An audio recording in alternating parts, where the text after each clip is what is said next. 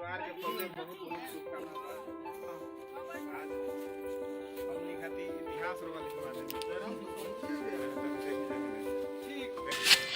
पढ़ाई की तैयारी हमारी अच्छी थी। हम फिलहाल में डेली 15-14 आवर्स पढ़ाई किया कर रहे थे, और इसके लिए हमारे माता पिता, आस पड़ोस और मेरे भाई बहन सारे मोटिवेट किया करते थे कि हम अच्छे से पढ़ाई करें और हमारे मन लगन रहे इसमें।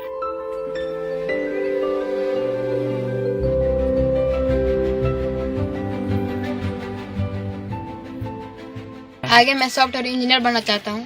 पिताजी हमारे किसान हैं और 7, 8, 9 का ट्यूशन पढ़ाई करते हैं।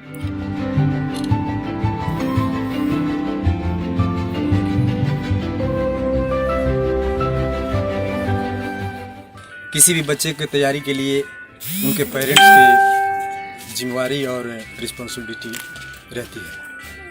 उसी तरीके से एक मेरी बेटी भी है जो पिछले साल 88% यानी प्रखंड में नंबर 1 पर थी, ISC कर रही है विक्रमगंज से। तो उसी आधार पर मैं भी बेटी और बेटे के दोनों को अटेंड कर रहा था।